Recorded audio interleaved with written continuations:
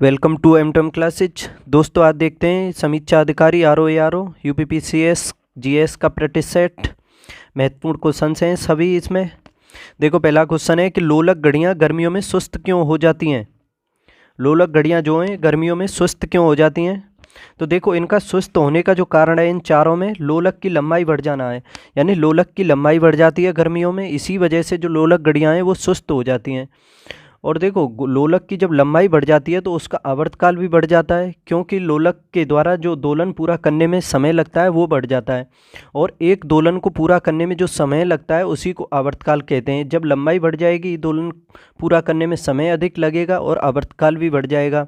तो समझ सकते हो इसी वजह से ये जो लोलक घड़ियाँ हैं गर्मियों में सुस्त हो जाती हैं। तो सही जवाब हो जाएगा इसका ऑप्शन सी। नेक्स्ट देखो, अब इसमें सूची फर्स्ट का सूची सेकंड से मिलान करना है। एक साइड में सूची फर्स्ट और एक साइड में सूची सेकंड।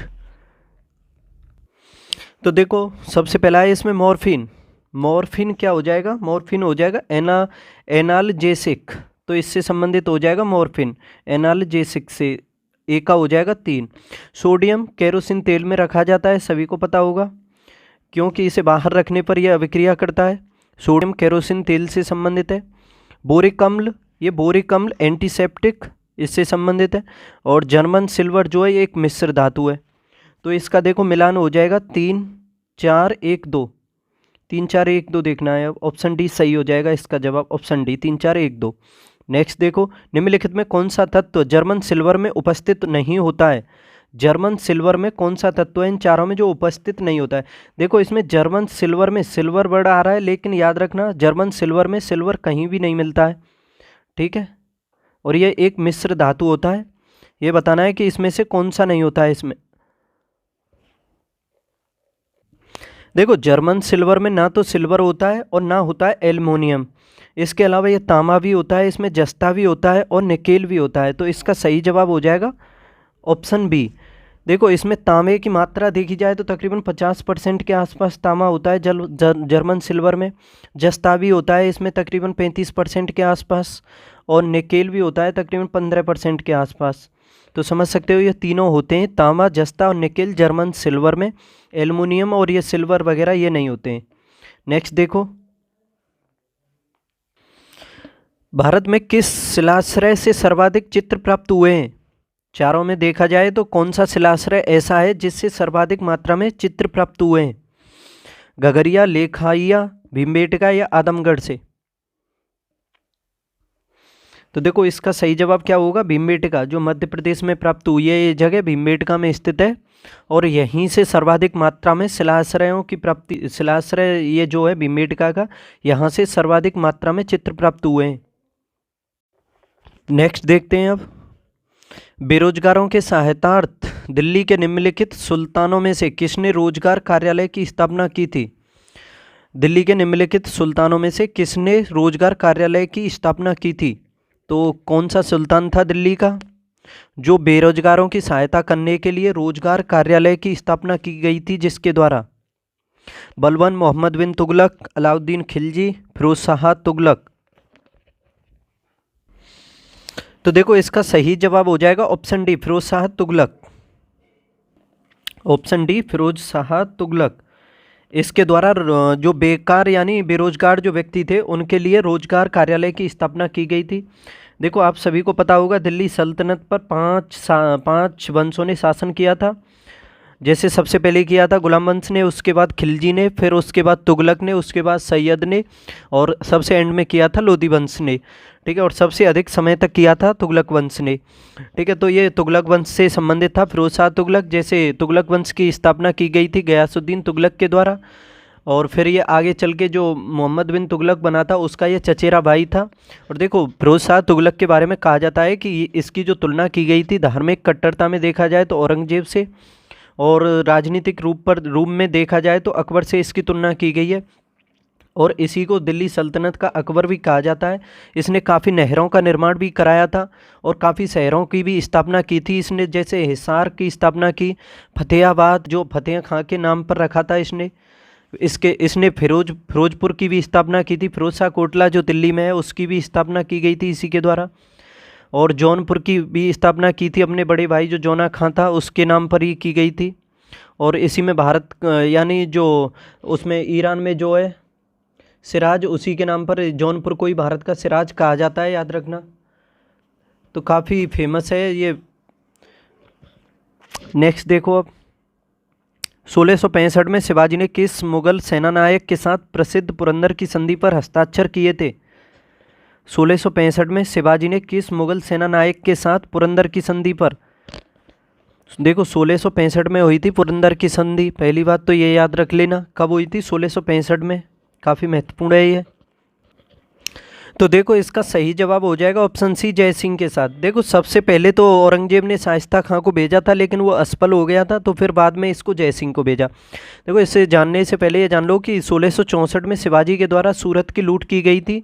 जो सूरत बंदरगाह था उस पर शिवाजी ने 1664 में लूट की थी। काफ़ी फेमस लूट है वो, याद रखना। सूरत की लूट के बारे में पूछा जाता है तो कब की गई थी, 1664 में।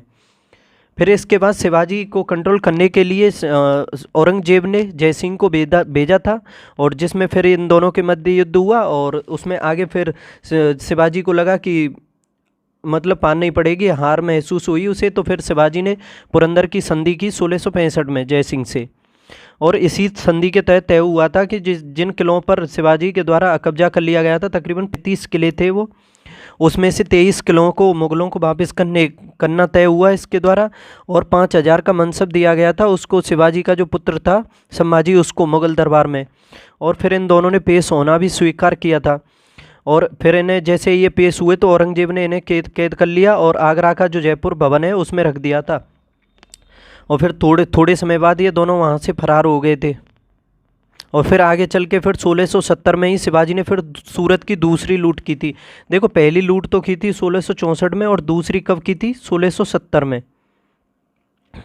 और ये भी पूछा जाता है कि शिवाजी और संभाजी को औरंगजेब ने कैद करने के बाद कहाँ पर रखा था, तो एक जयपुर भवन है, आगरा का जयपुर भवन है, उसमें रखा था कैद करने के बाद। ठीक है, तो इसका सही जवाब हो जाएगा ऑप्शन सी, जय सिंह। नेक्स्ट देखो, निम्नलिखित में कौन सा शासक पृथ्वीराज चौहान के नाम से प्रसिद्ध है? कौन सा शासक है जो पृथ्वीराज चौहान के नाम से जाना जाता है? तो इसका सही जवाब है ऑप्शन बी, इसमें सी दिया हुआ है, कोई नहीं ऊपर नीचे हो गया है, पृथ्वीराज तृतीय। पृथ्वीराज तृतीय को पृथ्वीराज चौहान के नाम से भी जाना जाता है। और इसने शासन किया था 1177 से 1192 तक। जो तराइन का दूसरा युद्ध हुआ था उसमें इसकी पराजय हुई थी। जैसे देखो तराइन के टोटल 3 युद्ध हुए हैं, आप अधिकतर लोगों को 2 ही के बारे में पता होगा, 1191 और 92 का। देखो 1191 का युद्ध हुआ था पृथ्वीराज चौहान और मोहम्मद गौरी के बीच, इसमें पृथ्वीराज चौहान विजयी हुआ था।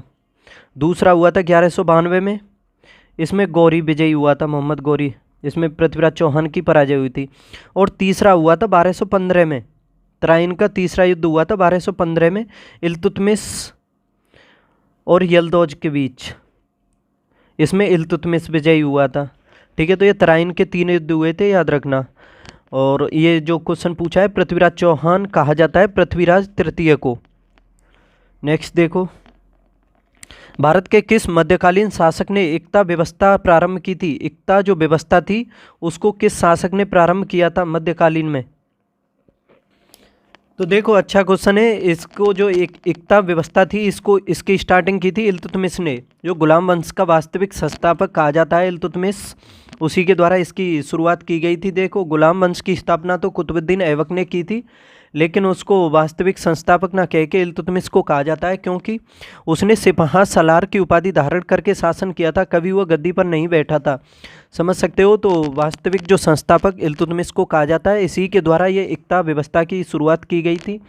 देखो युद्ध के दौरान जो लूटी हुई संपत्ति और हड़पी हुई संपत्ति होती थी उसको सैनिकों में बांट दिया जाता था, और युद्ध के बाद सैनिक या सेनापतियों को दिए जाने वाले प्रांत जो होते थे उसी को एकता कहा जाता था, और जिसे दिया जाता था वो उसको कहा जाता था इक्तेदार, और जो वहाँ से जो कर वसूला जाता था उसी को कहा जाता था इक्तेदारी। दोबारा समझ लो कि युद्ध के दौरान जो लूटी हुई संपत्ति और हड़पी हुई संपत्ति होती थी वो सैनिकों में बांट दी जाती थी, और युद्ध के बाद सैनिकों और सेनापतियों को दिए जाने वाले प्रांत कहलाते थे इक्ता, और जिसे यह दिए जाते थे उसको कहा जाता था इक्तेदार, और जहाँ वहाँ से जो कर वसूला जाता था उसको कहा जाता था इक्तेदारी। ठीक है। और देखो इल्तुतमिश के द्वारा ही चांदी के टंके और तांबे के जीतल भी चलाए गए थे और इसकी आधिकारिक भाषा फारसी हुआ करती थी। इसने एक दल चालीसा या उसे तुर्काने चहलगानी भी कहा जाता है, उसकी भी शुरुआत की थी, जिसमें 40 सरदार हुआ करते थे। और क्या बताऊं, इसके इसी के टाइम में 1221 में चंगेज खां का आक्रमण भी हुआ था इल्तुतमिश के टाइम में। और याद रखना ये एक इलवारी तुर्क था, इसी वजह से इस गुलाम वंश को इलवारी वंश भी कहा जाता है। और देखो नेक्स्ट, आबू का जैन मंदिर किसने बनाया है? किसने बनाया है और किससे बना हुआ है? इसमें तो ये पूछा है कि किससे बना हुआ है।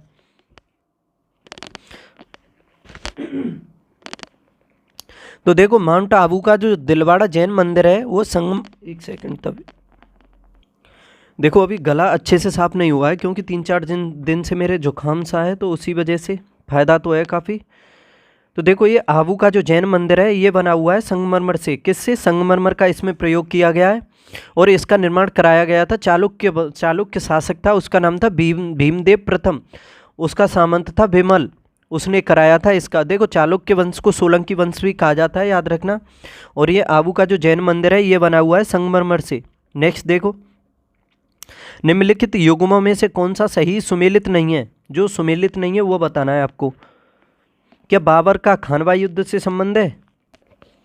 तो देखो इसमें पहला तो ये मिलान सही हो जाता है क्योंकि बाबर के द्वारा जो 4 युद्ध लड़े गए थे काफ़ी फेमस हैं। 1526 में लड़ा था इसने पानीपत का पहला युद्ध इब्राहिम लोदी से, दूसरा 1527 में लड़ा था खानवा का युद्ध, इसमें राणा सागा से लड़ा था इसमें ये, और तीसरा युद्ध लड़ा था इसने 1528 में चंदेरी का युद्ध, जिसमें मालवा का शासक था मेदिनी राय, उसको पराजित किया था। और चौथा युद्ध लड़ा था इसने 1529 में, ये लड़ा था इसने घाघरा नदी के किनारे, यानी घाघरा का युद्ध लड़ा था। और एकमात्र युद्ध है ये घाघरा का युद्ध, जो है याद रखना जल और थल दोनों पर लड़ा गया था। और किससे लड़ा था? ये अफगानों को पराजित किया था इसमें इसने, याद रखना। देखो सेकंड ऑप्शन है हुमायूं चौसा का युद्ध, ये भी ठीक है मिलान, क्योंकि चौसा का युद्ध जो लड़ा गया था हुमायूं और शेरशाह सूरी के मध्य लड़ा गया था। हुमायूं और शेरशाह सूरी के मध्य ये 1539 में चौसा का युद्ध लड़ा गया था और इसमें शेरशाह सूरी ने हुमायूं को पराजित कर दिया था। इसके बाद फिर 1540 में लड़ा था बिलग्राम या कन्नौज का युद्ध भी कहा जाता है उसको, उसमें निर्णायक रूप से पराजित कर दिया हुमायूं को और फिर भारत में सूरवंश की स्थापना की थी शेरशाह सूरी ने। देखो आपको चौसा का जो युद्ध है हुमायूं और शेरशाह सूरी के मध्य जो हुआ था उसके बारे में एक पॉइंट बता दूं कि जब इसमें पराजित हो गया था हुमायूं तो वह भाग रहा था, तो जैसे ही वह यानी शेरशाह सूरी उसे अपने भाले से मारने वाला था तो ये हुमायूं नदी में कूद गया था। ठीक है, नदी में कूद गया तो वहाँ पर एक नाविक था जिसका नाम था निजाम के द्वारा इसको बचा लिया गया था, ये डूबने वाला था नदी में। फिर आगे चल के जैसे ही इसे बचा लिया तो फिर आगे चल के हुमायूं ने इस निजाम को 1 दिन का बादशाह बनाया था। याद रखना 1 दिन का बादशाह हुमायूं के द्वारा निजाम को बनाया गया था और 1 दिन में इसने चमड़े के सिक्के चलाए थे निजाम ने। ठीक है, और ये तीसरा है अकबर का जो हल्दी घाटी का युद्ध है, तो अकबर और महाराणा प्रताप के मध्य हुआ था ये भी सही है मिलान। और ये जो डी दिया हुआ है जहांगीर का बल्ख युद्ध से, इससे संबंधित नहीं है ये बल्ख युद्ध, ये गलत हो जाएगा और गलत ही पूछा है, तो आंसर इसका ऑप्शन डी हो जाएगा। यानी बल्ख युद्ध लड़ा गया था 1640 में। कब? 1640 में, और ये शाहजहां के शासनकाल में लड़ा गया था। ठीक है, शाहजहां का संबंध है बल्ख युद्ध से। नेक्स्ट देखो, 1857 के निम्नलिखित क्रांतिकारियों में से किसका वास्तविक नाम रामचंद्र पांडुरंग था? देखो क्वेश्चन अच्छे लग रहे हों, फैक्ट अच्छे समझ में आ रहे हों तो चैनल को सब्सक्राइब कर लो, लाइक शेयर भी कर दो, जिससे कि मुझे भी मोटिवेशन मिलता रहे और मैं आपके लिए अच्छे क्वेश्चन और आगे लाता रहूं। तो देखो 1857 ईस्वी के निम्नलिखित क्रांतिकारियों में से किसका वास्तविक नाम रामचंद्र पांडुरंग था? तो ये नाम किसका था? तात्या टोपे का। ऑप्शन सी सही हो जाएगा, तात्या टोपे का। ये रामचंद्र पांडुरंग जो नाम था ये तात्या टोपे का था। ठीक है, तो सही जवाब हो जाएगा तात्या टोपे। नेक्स्ट देखो, 1907 के भारतीय राष्ट्रीय कांग्रेस के सूरत के वार्षिक अधिवेशन की अध्यक्षता किसने की थी? जो 1907 में सूरत में कांग्रेस का अधिवेशन हुआ था उसकी अध्यक्षता किसके द्वारा की गई थी?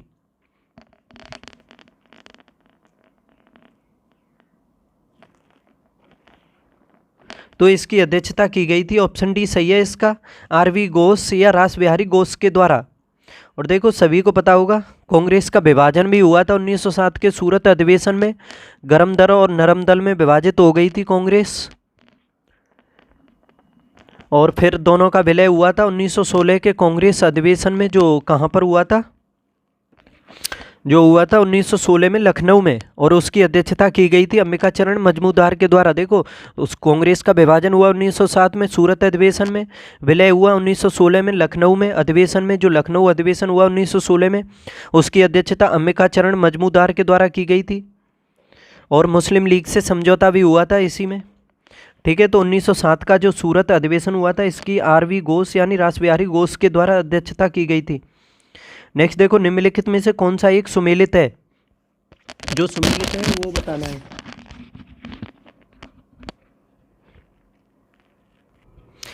देखो, poverty and un-British rule in India, तो ये पुस्तक तो दादा भाई नौरोजी से संबंधित है, तो ये तो गलत है।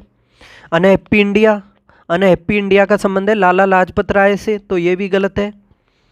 और the man who divided India, the man who divided India, इसका संबंध है रफ़ीक जफारिया से, तो इसका यही मिलान सही हो जाता है। और ये guilty man of India's partition, इसका संबंध किससे है, राम मनोहर लोहिया से, तो ये भी गलत हो जाता है, तो इसका सही जवाब हो जाएगा option C, Rafiq Zakaria the man who divided India से संबंधित है। नेक्स्ट देखो, निम्नलिखित में से किस महिला क्रांतिकारी ने दीक्षांत समारोह में अपनी उपाधि यानी डिग्री ग्रहण करते समय अंग्रेज गवर्नर कुलाधिपति पर गोली चलाई थी? कौन सी महिला क्रांतिकारी हैं जिन्होंने दीक्षांत समारोह में अपनी उपाधि यानी जब ये उपाधि धारण कर रही थी तभी इन्होंने अंग्रेज गवर्नर यानी कुलाधिपति जो था उस पर गोली चला दी थी? तो इसका सही जवाब हो जाएगा ऑप्शन, आगे पीछे हो जाते हैं कोई दिक्कत नहीं, आप क्रम से देखो, ऑप्शन बी, बीना दास। बीना दास जब अपनी दीक्षांत समारोह में उपाधि धारण कर रही थी तो इन्होंने गवर्नर पर गोली चला दी थी और उसकी हत्या कर दी थी, याद रखना, तो बीना दास।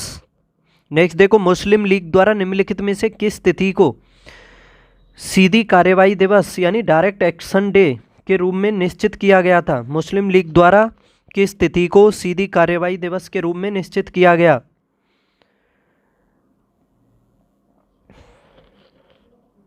तो ये किया गया था 16 अगस्त को, 16 अगस्त 1940 को, 40 कर देना, कम लिखा हुआ है, ऑप्शन सी यही सही हो जाएगा। 16 अगस्त 1940 को मुस्लिम लीग द्वारा प्रत्यक्ष कार्यवाही दिवस के रूप में मनाया गया। और देखो इसका जो मुख्य उद्देश्य था वो भी पूछा जा सकता है। इसका मुख्य उद्देश्य था कैबिनेट मिशन योजना को अस्वीकार कर पाकिस्तान का निर्माण करना, यानी जो ये प्रत्यक्ष कार्यवाही दिवस मनाया गया था मुस्लिम लीग के द्वारा 16 अगस्त 1940 को, इसका मुख्य उद्देश्य था कैबिनेट मिशन जो आया था 1940 में, सभी को पता होगा, जिसका विरोध कर दिया गया था क्योंकि सभी इसमें 7 सदस्य थे और 7 अंग्रेज थे। ठीक है, तो इसको अस्वीकार कर पाकिस्तान का निर्माण करना इसका मुख्य उद्देश्य था।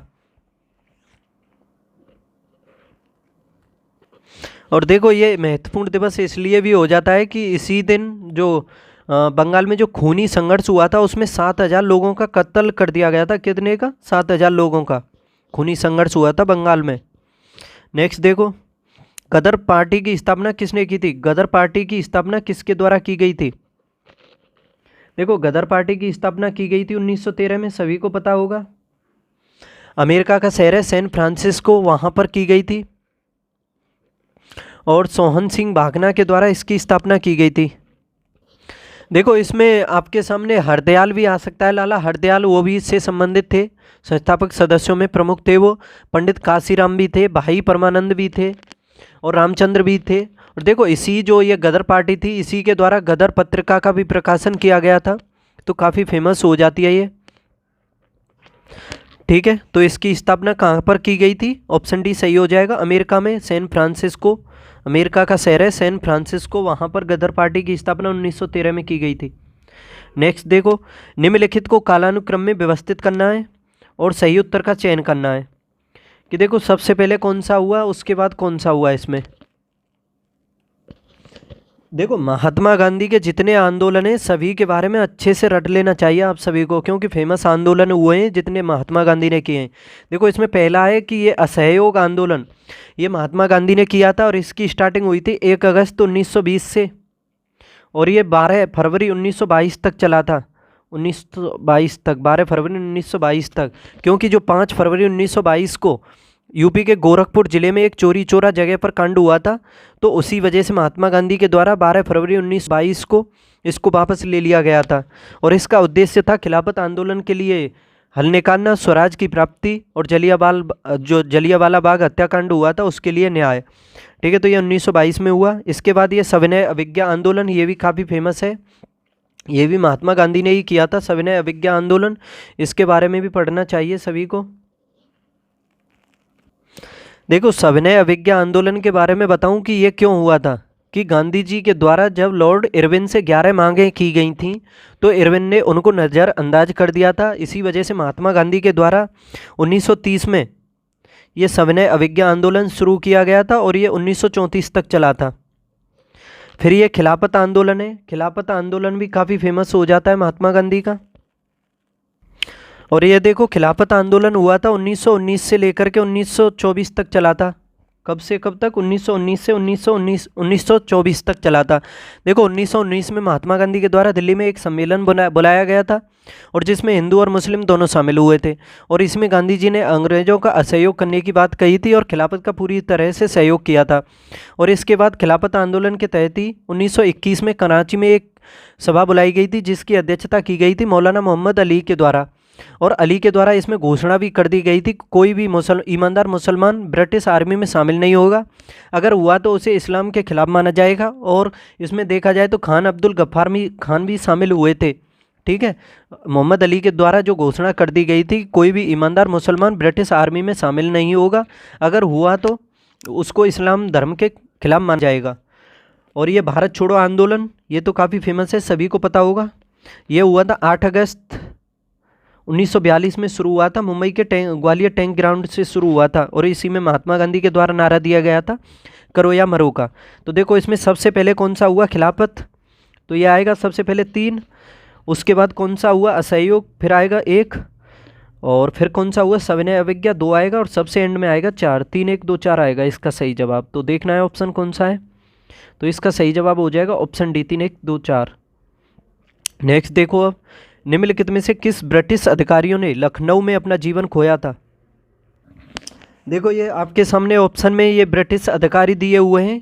इन्होंने जब लखनऊ में, कौन सा था इसमें से जिसने लखनऊ पर अधिकार किया था, जैसे क्रांतिकारियों से लड़ते हुए किस किस की जान गई थी, तो ये पूछा है इसमें अपना जीवन किस किस ने खोया था। देखो, इसमें पहला है जनरल जॉन निकलसन, तो लखनऊ से इसका तो कोई संबंध नहीं है, क्योंकि 14 सितंबर 1857 को इसके द्वारा दिल्ली पर जो कब्जा किया गया था, यानी दिल्ली पर अधिकार करने के लिए इसने क्रांतिकारियों से युद्ध लड़ा था, तो उसमें इसकी मृत्यु हुई थी जॉन निकलसन की। तो ये तो दिल्ली से संबंधित हो जाएगा। ठीक है, जॉन निकलसन, तो ये तो समझ लो, ये तो कट ही गया इसमें। मेजर जनरल हैवलॉक, ये लखनऊ से संबंधित है, लखनऊ पर इसने अधिकार करते समय अपने प्राण गंवाए थे। और जनरल नील, ये भी लखनऊ से है। और सर हेनरी लॉरेंस, ये भी लखनऊ से संबंधित है। तो समझ सकते हो 2 3 और 4 इसका सही जवाब हो जाएगा, 2 3 और 4। ऑप्शन सी सही है इसका, 2 3 और 4। मेजर जनरल हैवलॉक, जनरल नील, सर हेनरी लॉरेंस। देखो, 1857 क्रांति का जो महत्वपूर्ण टॉपिक है, काफ़ी इंपॉर्टेंट है, इसको अच्छे से रटना चाहिए सभी को। देखो, बता दूं कि कुछ फेमस जगह हैं जहां पर ये विद्रोह हुआ, और उससे संबंधित वो क्रांतिकारी भी बता देता हूं और अधिकारी भी बता देता हूं जिसने उसको कंट्रोल किया। जैसे मेरठ में किया था विद्रोह कदम सिंह ने, मेरठ से संबंधित कौन है? कदम सिंह है क्रांतिकारी। और इस विद्रोह को शांत किया था कॉम्बेल ने, वो कॉलिन कैम्बेल के द्वारा किया गया था। इसको दिल्ली में बहादुर शाह जफर के द्वारा किया गया था, जिसको रंगून निर्वासित कर दिया गया था, सभी को पता होगा। और इसको निकलसन और हडसन के द्वारा किया गया था। अभी बताया था मैंने, निकलसन और हडसन ने दिल्ली में कंट्रोल किया था। और अम्बाला से विद्रोह किया था रावतुल्ला ने, और इसको निकलसन और हडसन ने ही कंट्रोल किया था। मथुरा में देवी सिंह, मेरठ बताया था मैंने कदम सिंह, मथुरा में देवी सिंह। ठीक है, कदम सिंह मेरठ और मथुरा में देवी सिंह, और कॉलिन कैम्बेल ने कंट्रोल किया था मथुरा में। कानपुर में नाना साहेब और तात्या टोपे, और कोलिंग कैम्बेल ने किया था। झांसी में रानी लक्ष्मीबाई कैप्टन ह्यूरोज ने किया था कंट्रोल। लखनऊ में बेगम हजरत महल कोलिंग कैम्बेल ने किया था। और इलाहाबाद में लियाकत अली कर्नल नील ने कंट्रोल किया। फैजाबाद में मौलवी अहमद उल्लाह ने किया। जनरल रेगार्ड ने किया था। और क्या बताऊं, जगदीशपुर कुंवर सिंह ने किया था। और बरेली में खान बहादुर खान। और देखो सबसे अंतिम घटना भी पूछी जा सकती है 1857 की, उसे भी याद रखना। 1857 की अंतिम घटना थी 18 अप्रैल 1859 की, जिसमें तात्या टोपे को फांसी दी गई थी। यानी 1857 की क्रांति का जो अंतिम जो घटना हुई थी, पूरी तरह से शांत हो गया था यह विद्रोह। कब? 18 अप्रैल 1859 को, तात्या टोपे की फांसी। नेक्स्ट देखो, अब जिया तरंग आंदोलन कहाँ आरंभ हुआ था?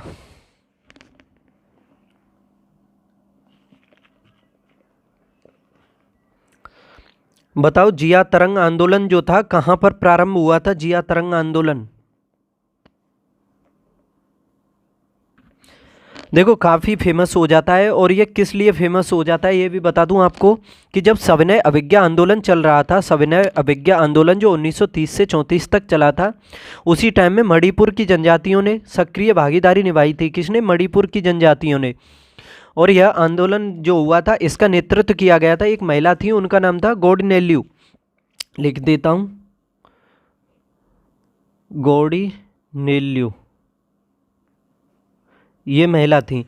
इनके द्वारा इसका नेतृत्व किया गया था और इसको फिर नाम दिया गया था जिया तरंग आंदोलन का, जिया तरंग आंदोलन। और ये किस राज्य से संबंधित है? तो मणिपुर से। उसी टाइम हो रहा था सविनय अवज्ञा आंदोलन। नेक्स्ट देखो, निम्नलिखित नेताओं में से किसने भारत छोड़ो आंदोलन के दौरान जेल से फरार होकर भूमिगत गतिविधियों को संगठित किया था? कौन सा नेता था जो भारत छोड़ो आंदोलन के दौरान जेल से फरार हो गया था और भूमिगत गतिविधियों में उसने काफ़ी महत्वपूर्ण भूमिका निभाई थी?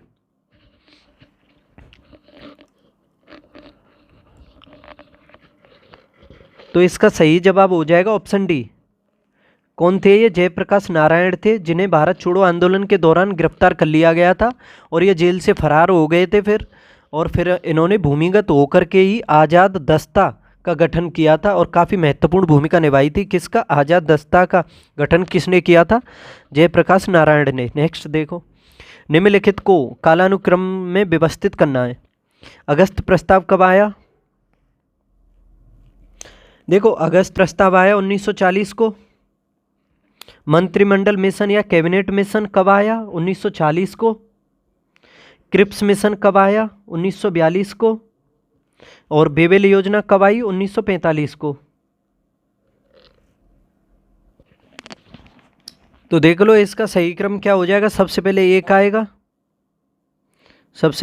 आएगा, फिर 3 आएगा, फिर 4 आएगा, फिर 2 आएगा। 3 1 4 2, 3 1 4 2 देखना है। सॉरी, दोबारा देखें, क्या ऑप्शन गलत है इसमें? नहीं, सही है, 1 3 4 2 आएगा ना। 1 3 4 2 देखना है, 1 3 4 2, तो ऑप्शन सी सही हो जाएगा इसका। नेक्स्ट देखो, अब निम्नलिखित में कौन एक युग्म जो है सुमेलित नहीं है? जो सुमेलित नहीं है वो छांटना है इसमें।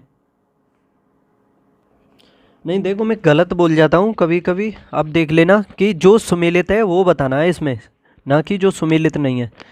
ठीक है, जो सुमेलित है वो बताना है। Durgadas the life of Mahatma Gandhi से, तो गलत है। Louis Fischer India of from Curzon to Nehru and after, ये भी गलत है। फ्रैंक मोरिस, ये Jawaharlal Nehru a biography, Frank Morris के द्वारा ही जवाहरलाल नेहरू अ बायोग्राफी नामक पुस्तक लिखी गई थी, याद रखना, फ्रैंक मोरिस के द्वारा। तो इसका सही जवाब हो जाएगा ऑप्शन सी। निम्नलिखित शासकों में से किसने विदेशों में आधुनिक रीति दूतावासों की स्थापना की थी? किसके द्वारा विदेशों में आधुनिक रीति दूतावासों की स्थापना किसके द्वारा की गई थी?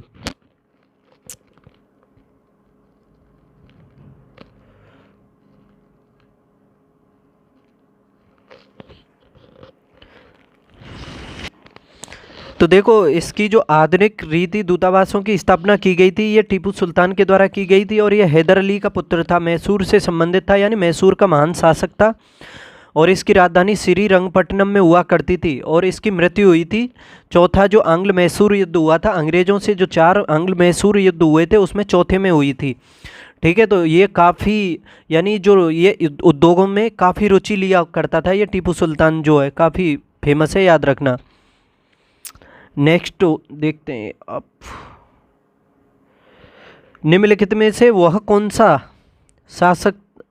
कौन था जो फांसी की सज़ा से बच गया, जो काकोरी षड्यंत्र कांड में हुई थी। यानी जैसे काकोरी षड्यंत्र के कांड हुआ उससे शामिल था, फिर उसको फांसी की सज़ा हुई और उस फांसी की सज़ा से बच गया था। इन चारों में से कौन सा है?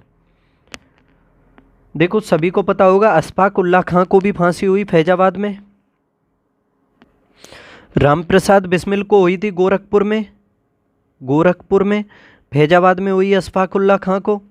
राजेंद्र लाहिड़ी को हुई थी गोंडा में। इसके अलावा रोशन लाल और थे जिन्हें हुई थी इलाहाबाद में। देखो रोशन लाल में लाल आ रहा है तो इलाहाबाद से याद कर सकते हो। अशफाक में फा आ रहा है तो इसे फैजाबाद से। रामप्रसाद बिस्मिल को ऐसे ही याद कर लेना आप, गोरखपुर से। और ये अशफाक उल्लाह खां फैजाबाद बता दिया मैंने। राजेंद्र लाहिड़ी को गोंडा में हुई थी, लेकिन ये चंद्रशेखर जो आज़ाद थे ये बच गए थे इससे। फिर इन्होंने आगे अपनी हत्या की थी, जब ये गिर गए थे तो इलाहाबाद में ही की थी इन्हें, अल्फ्रेड पार्क में, जिसका अब नाम चेंज कर दिया गया, चंद्रशेखर आज़ाद पार्क कर दिया है। उसमें इन्होंने खुद को गोली मार करके खुद की हत्या कर दी थी, याद रखना। नेक्स्ट देखो, भारत के निम्नलिखित राज्यों को उनके वनों के क्षेत्रफल के अवरोही क्रम में व्यवस्थित करना है, यानी घटते क्रम में। अवरोही घटता क्रम, आरोही बढ़ता क्रम। आंध्र प्रदेश, छत्तीसगढ़, अरुणाचल प्रदेश, ओडिशा। सबसे अधिक किस में है इसमें, पहले वो देखना है। सबसे अधिक वनों के हिसाब से देखा जाए तो कौन सा राज्य है इसमें? देखो वैसे तो भारत में देखा जाए तो तकरीबन सबसे अधिक वन जो पाए जाते हैं, वन क्षेत्रफल जो पाया जाता है सबसे अधिक मध्य प्रदेश में पाया जाता है, तकरीबन 77,000 वर्ग किलोमीटर के, 77,000 लाख हेक्टेयर के आसपास। और उसके बाद दूसरे स्थान पर आता है आपका अरुणाचल प्रदेश, इसमें भी काफ़ी है, तकरीबन 66-67 के करीब है। फिर दूसरे स्थान पर, तीसरे पर आ जाता है आपका छत्तीसगढ़, जिसमें 55 के करीब हो जाता है, 54-55 के करीब। तो इसमें देखो सबसे पहले तो ये आएगा अरुणाचल, दूसरे पर छत्तीसगढ़ आएगा, तीसरे पर इसमें ओडिशा आएगा, चौथे पर आएगा आंध्र प्रदेश। तो सबसे पहले कौन सा आएगा? 2,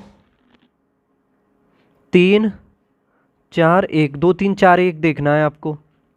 2, 3, 4, 1 ऑप्शन डी सही हो जाएगा इसका। नेक्स्ट देखो, अब निम्नलिखित में कौन महाराष्ट्र में नहीं स्थित है? जो महाराष्ट्र में नहीं है वो बताना है इसमें।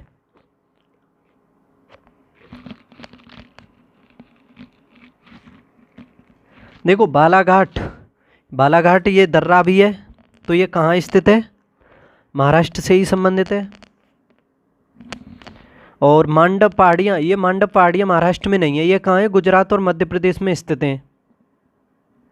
कहाँ पर? गुजरात और मध्य प्रदेश में। हरिश्चंद्र श्रेणियाँ और ये सतमाला पहाड़ियाँ और ये काबला घाट जो है, या बालाघाट कह सकते हो, तो ये सभी महाराष्ट्र में ही पड़ती हैं। ठीक है, तो इसका सही जवाब हो जाएगा मंडप पहाड़ियाँ। नेक्स्ट देखो, निम्नलिखित में कौन गुजरात का बंदरगाह कस्बा नहीं है? गुजरात का बंदरगाह कौन सा नहीं है? जामनगर, ओखा, पोरबंदर, वेरावल।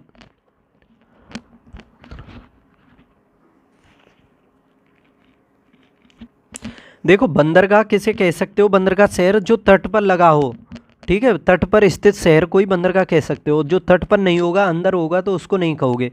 देखो जामनगर है इसमें पहला, तो ये तट पर तो नहीं है, ये तो अंदर है। वैसे ही ये सभी गुजरात में पड़ते हैं, लेकिन ये तट पर नहीं है, तो समझ सकते हो ये बंदरगाह कस्बा नहीं है। तो आंसर तो इसका यही हो जाएगा। ओखा है, ओखा ये तट पर है, तो ये बंदरगाह कस्बा है। इसके अलावा पोरबंदर ये भी है, वेरावल भी है। और देखो इसके अलावा देश के बंदरगाह भी बता दूं आप सभी को, जैसे कांडला भी बंदरगाह फेमस है, मुंबई बंदरगाह, मझगांव बंदरगाह, न्यू मंगलोर, कोचीन, न्याहवा सेवा, ये पश्चिमी तट पर हैं, सभी को मैंने बताया। जैसे तूतीकोरिन है, चेन्नई है, एन्नोर है, विशाखापट्टनम है, पारादीप है, कोलकाता में हल्दिया है, ये सभी पूर्वी तट पर हैं। और देखो विशाखापट्टनम देश का सबसे गहरा बंदरगाह है। देखो सबसे गहरा बंदरगाह पूछा जाता है कौन सा है? विशाखापट्टनम। ठीक है, तो सही जवाब हो जाएगा इसका ऑप्शन ए जामनगर। ये गुजरात का बंदरगाह कस्बा नहीं है। पेरियार गेम अभ्यारण्य प्रसिद्ध है, जो पेरियार गेम अभ्यारण्य है ये किस लिए प्रसिद्ध है, और पेरियार अभ्यारण्य कहाँ पर है फिर? ये केरल राज्य में पड़ता है, और केरल राज्य में जो पड़ता है इडुक्की जिले में पड़ता है। किसमें? इडुक्की में। और ये किसके लिए प्रसिद्ध है? ये बाघों के संरक्षण के लिए प्रसिद्ध है, याद रखना, बाघों के लिए। नेक्स्ट देखो, विश्रामपुर जिसके खनन के लिए प्रसिद्ध है वह है, यानी विश्रामपुर से किसका खनन होता है? विश्रामपुर से। तो ये छत्तीसगढ़ के सरगुजा जिले में पड़ता है, छत्तीसगढ़ के सरगुजा जिले में। और ये किस लिए प्रसिद्ध है? कोयले के खनन के लिए। तो ऑप्शन सी सही हो जाएगा, कोयले के लिए। देखो, भारत में सबसे अधिक कोयले का खनन होता है बिटुमिनस प्रकार के कोयले का। किसका? बिटुमिनस का। और गोंडवाना की चट्टानों से इसको निकाला जाता है, याद रखना, गोंडवाना सेलों से। नेक्स्ट देखो, कार्डमम पहाड़ियाँ जिनकी सीमाओं पर स्थित हैं वे हैं। कार्डमम पहाड़ियाँ कहाँ हैं? पहले तो ये जानना चाहिए आप सभी को। दक्षिण भारत में स्थित हैं ये कार्डमम पहाड़ियाँ, और ये केरल और तमिलनाडु की सीमा पर स्थित हैं। केरल और तमिलनाडु, ऑप्शन बी सही हो जाएगा। नीलगिरी, अन्नामलाई और कार्डमम, ये क्रम से इन सभी को याद करना चाहिए आप सभी को। नीलगिरी, अन्नामलाई और कार्डमम।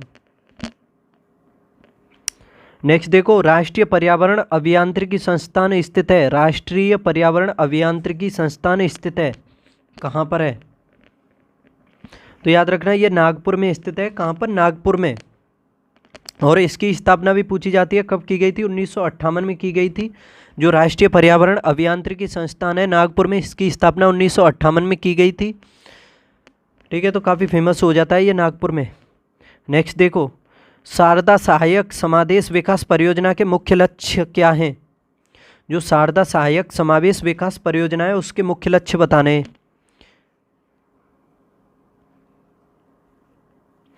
देखो, इसके बारे में अच्छे से जानो कि ये शारदा सहायक समावेश जो विकास परियोजना है ये की गई थी 1973-74 में इसकी स्टार्टिंग की गई थी। कब? 1973-74 में, 73-74 में। ठीक है, याद रखना। और इसके उद्देश्यों में भी काफ़ी फेमस हो जाते हैं। इसके उद्देश्य सिंचाई परियोजना है, और इसमें नहर प्रणालियों से देखा जाए तो इसकी सिंचाई में जो क्षमता है, इसकी जो क्षमता है उसका उपयोग करके कृषि उत्पादन एवं उत्पादकता में वृद्धि करना है, यानी कृषि उत्पादन भी बढ़ाना हो जाएगा इसका। और दूसरा, इसमें बहुफसली खेती द्वारा भूमि उपयोग के प्रारूप को बढ़ाना भी हो जाएगा, और भू प्रबंधन का सुधार करना भी हो जाएगा। ठीक है, तो कृषि क्षेत्र का समन्वित विकास करना समझ सकते हो इसमें, तो ये सभी हो जाएंगे, और इसका सही जवाब हो जाएगा ऑप्शन डी। नेक्स्ट देखो, 2011 की जनगणना के अंतिम आंकड़ों के अनुसार भारत में न्यूनतम यौन अनुपात पाया जाता है। न्यूनतम यौन अनुपात, जो जनगणना 2011 के अंतिम आंकड़े हैं उसके अनुसार न्यूनतम यौन अनुपात क्या है, यानी कौन सी जगह है सबसे कम? या यौन अनुपात को लिंगानुपात भी कह सकते हो। न्यूनतम लिंगानुपात किस जगह पर है, यानी लिंगानुपात को और कैसे समझ सकते हो कि 1000 पुरुषों पर महिलाओं की संख्या को लिंगानुपात कहते हैं, यानी 1000 पुरुषों पर उस क्षेत्र में कितनी महिलाएं रहती हैं, तो उसी को लिंगानुपात कहते हैं। जनसंख्या घनत्व, 1 वर्ग किलोमीटर के क्षेत्र में रहने वाले व्यक्तियों की संख्या को जनसंख्या घनत्व कहा जाता है, और लिंगानुपात कहा जाता है 1000 पुरुषों पर महिलाओं की संख्या को। ठीक है, तो सबसे कम कहाँ पर है वो बताना है इसमें। देखो, आपको इन चारों के बारे में ही बता दूं मैं। चंडीगढ़ का तकरीबन 1818 के, काट देता हूँ इसे। चंडीगढ़ का है तकरीबन 818 के करीब है लिंगानुपात जो है। दमन और दीव का तकरीबन 618 के करीब है। दादर और नगर हवेली का है 775।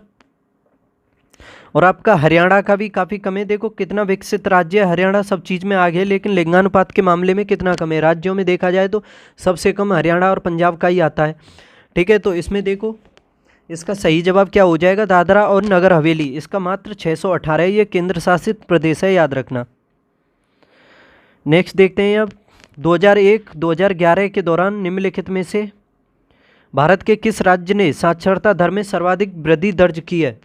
सर्वाधिक वृद्धि जो दर्ज की गई है 2001 जनगणना से लेकर 2011 की जो जनगणना हुई थी उसमें सर्वाधिक वृद्धि साक्षरता दर में देखो जहाँ पर सबसे कम साक्षरता होगी वहीं पर तो वृद्धि अधिक होगी, और जहाँ पर पहले से ही ज़्यादा होगी तो वहाँ पर कम ही वृद्धि होगी। जैसे केरल में तो वृद्धि कंप्लीट सी है, तकरीबन 94% के करीब है साक्षरता दर, तो उसमें अगर 100 भी हो जाएगी तो 6% ही वृद्धि होगी। लेकिन बिहार और ये झारखंड और यूपी जो पिछड़े हुए राज्य हैं, इसमें वृद्धि अधिक होगी। ठीक है, तो देखो सबसे कम वो जनसंख्या वो साक्षरता दर किस राज्य की है, तो बिहार की है। 2011 के अकॉर्डिंग कितनी है, 2011 के अकॉर्डिंग जो साक्षरता दर है बिहार की वो मात्र 63 पॉइंट कुछ है, 63.8% के करीब है। और 2001 में कितनी थी इसकी, 47 पॉइंट कुछ थी इसकी, 47.2 या 1 ही समझ सकते हो। ठीक है, तो समझ सकते हो इसमें 13 और 3 16% के तकरीबन वृद्धि हुई इसमें बिहार में।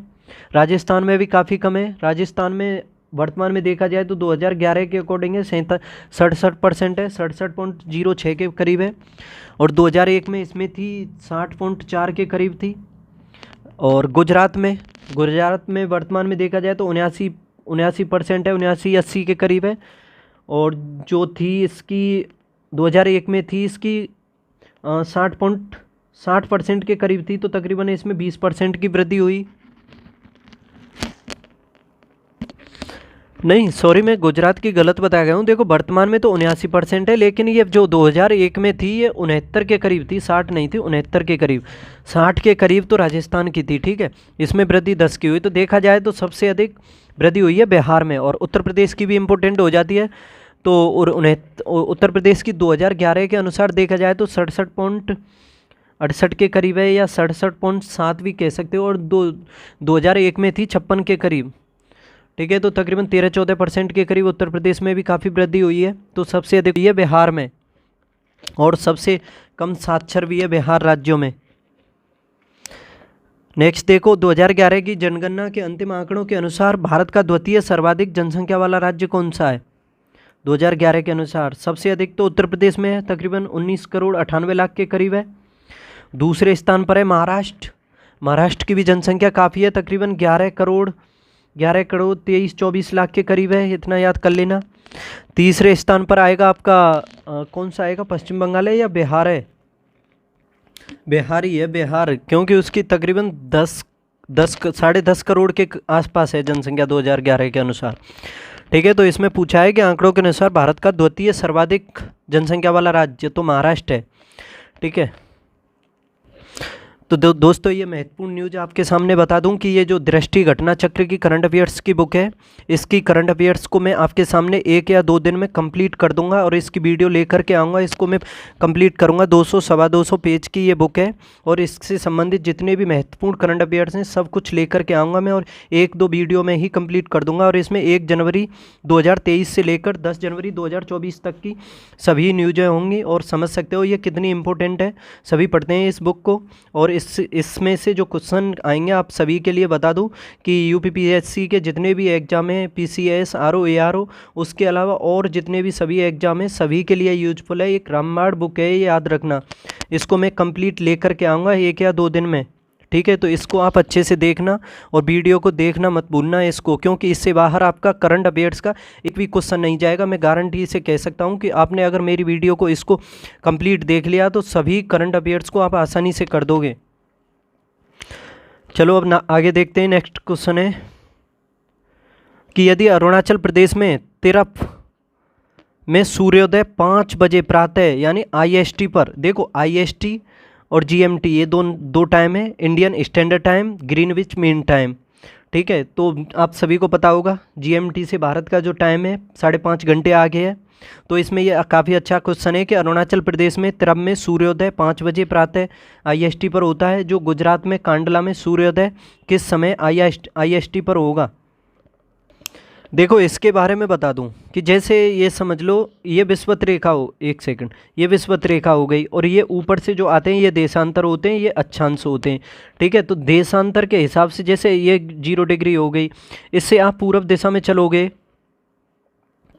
पूर्व दिशा में चलोगे तो पूर्वी देशांतर कहलाएंगे, और अगर आप पश्चिमी दिशा में चलोगे तो पश्चिमी देशांतर कहलाएंगे। ठीक है, तो भारत का जो टाइम है वो लिया गया है 82:30 से, और ये पूर्वी में पड़ता है। ठीक है, तो और ये जो क्वेश्चन में दिया हुआ है कि तिरप और ये गुजरात का कांडला, इन दोनों के मध्य देखा जाए तो अंतर है 30 डिग्री का, तकरीबन 30 डिग्री का अंतर है। ठीक है, 30 डिग्री का अंतर है। देखो 0 से 82.5 तक आप आए तो 5.5 घंटे का अंतर हो गया। क्यों हो गया? क्योंकि 1 डिग्री आगे चलने पर 4 मिनट का समय बढ़ जाता है। और 82.5 में आप 4 का गुणा करोगे तो कितना समय आएगा? 5.5 घंटे ही आ जाएगा, तकरीबन 500 नहीं 330 मिनट के आसपास आएंगे। जैसे देखो 4 दूनी 8, ये 428 तो 328 तो ये हो गए, और आधी डिग्री के और 2 और लगा दो, 330 हो जाएंगे इस वजह से। और इन दोनों के मध्य में अंतर है 30 डिग्री का, तो 30 में आप 4 का गुणा करोगे तो 120 मिनट हो जाएगा। और 120 को अगर आप घंटे में बदलोगे तो ये 2 घंटे हो जाएगा। तो समझ सकते हो अरुणाचल प्रदेश का ये जो तिरप है और गुजरात का जो कांडला है उसके मध्य अंतर देखा जाए तो 2 घंटे का है। कितने का? 2 घंटे का। ठीक है, तो सही जवाब क्या हो जाएगा? जब गुजरात में तो पहले ही सूर्य निकल जाएगा, जैसे अगर 5 बजे निकल गया सुबह तो फिर गुजरात में पहुंचेगा 7 बजे, 2 घंटे के अंतराल पर। तो इसका सही जवाब ये हो जाएगा सुबह 7 बजे। ठीक है, तो गुजरात में कांडला में सुबह 7 बजे सूर्योदय होगा। सही जवाब ये हो जाएगा प्रातःकाल 7 बजे। नेक्स्ट देखो, निम्न में से कौन नदी रिफ्ट घाटी से होकर के बहती है? रिफ्ट घाटी से कौन सी नदी बहती है? गंगा, नर्मदा, ब्रह्मपुत्र, कृष्णा। तो आसान क्वेश्चन है। नर्मदा नदी जो है, नर्मदा और ताप्ती, ये रिफ्ट वैली से ही बहती हैं, सभी को पता होगा। तो इसका सही जवाब हो जाएगा नर्मदा। और ये एस्चुरी का निर्माण करती हैं, डेल्टा नहीं बनाती हैं, ये भी इंपॉर्टेंट है, याद रखना। निम्नलिखित कथनों में से कौन सही है? पहला कथन है इसमें, तमिलनाडु ने 1961 से 2001 की अवधि में नगरीकरण अनुपात में सर्वाधिक वृद्धि अंकित की है क्या? देखो इसमें पहला ये जो कथन है कि तमिलनाडु ने 1961 से 2000 की अवधि में नगरीकरण अनुपात में सर्वाधिक वृद्धि अंकित की है, तो ये तो सही हो जाएगा इसका। और इसमें ये दूसरा है कि भारत में एक नगरीय केंद्र का औसत आकार लगभग 45,000 है, तो ये दूसरा मुझे गलत लग रहा है, क्योंकि मुझे ऐसा महसूस हो रहा है कि ये जो औसत है तकरीबन 40,000 के आसपास है। इसे आप अच्छे से देखना, पर 45 नहीं है, इस वजह से मैं इसे गलत कर रहा हूँ। ठीक है, और तीसरा है इसमें नगरीय केंद्रों की सबसे बड़ी संख्या चतुर्थ श्रेणी में आती है। जो नगरीय केंद्रों की सबसे बड़ी संख्या है चतुर्थ श्रेणी में आती है, तो इसका ये सही हो जाता है, तीसरा सही है। और 5वीं तथा 6ठी श्रेणी के नगरों में देश की कुल नगरीय जनसंख्या का 5% से अधिक भाग रहता है,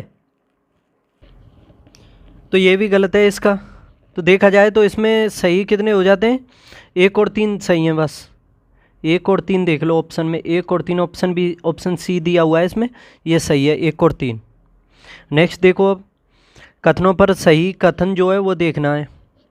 भारत के उत्तरी शहरों में सामान्यतः असंतुलित लिंगानुपात मिलता है क्या? देखो इसमें पहला है कि भारत के उत्तरी शहरों में सामान्यतः असंतुलित लिंगानुपात मिलता है। देखो उत्तरी क्षेत्रों में देखा जाए तो तकरीबन संतुलित लिंगानुपात है, तो ये पहला तो इसमें गलती हो जाएगा। पश्चिमी शहरों के केंद्रीकरण के विपरीत पूर्वी शहर बिखरे हुए हैं, तो ये सही हो जाता है कि जैसे पश्चिमी शहर हैं, आप सभी को पता होगा, जैसे मुंबई, पुणे, नागपुर, अहमदाबाद, सूरत, जयपुर वगैरह, इन सभी को देखा जाए तो इनके मुकाबले जो पूर्वी शहर हैं उन सभी में बिखरा हुआ है, बिखरे हुए शहर हैं यानी। और दक्षिण में श्रम शक्ति में महिलाओं की, ईसाइयों की लघु संख्या तथा उच्च शिक्षा दर के कारण बृहत्तर भागीदारी है, तो ये सही हो जाता है इसका। और चौथा है इसमें, पश्चिमी शहरों में ग्रामीण क्षेत्रों से लघुतर प्रवजन होता है, नीचे दिए पश्चिमी शहरों में ग्रामीण क्षेत्रों से लघुतर प्रवजन होता है, पश्चिमी शहरों में ग्रामीण क्षेत्रों से, तो ये भी सही है ना? तो ये सही है, तो इसमें पहला ही गलत है, 2 3 4 ये सही हो जाते हैं, ऑप्शन भी सही है इसका।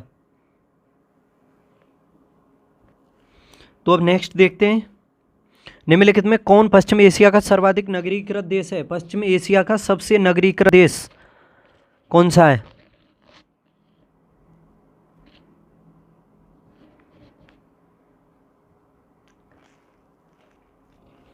देखो अगर देखा जाए तो भारत के मुकाबले तो ये काफ़ी सभी नगरीकृत हैं, ठीक है, लेकिन चारों में से ही पूछा है जो ज़्यादा नगरीकृत है। तकरीबन देखो इजराइल ये 95-96% के करीब नगरीकृत है, छोटे छोटे देश हैं तो नगरीकृत तो होंगे ही।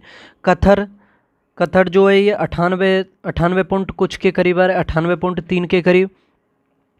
कुवैत भी काफ़ी है, कुवैत है 95 पॉइंट कुछ है, 95 96 ही समझ लो।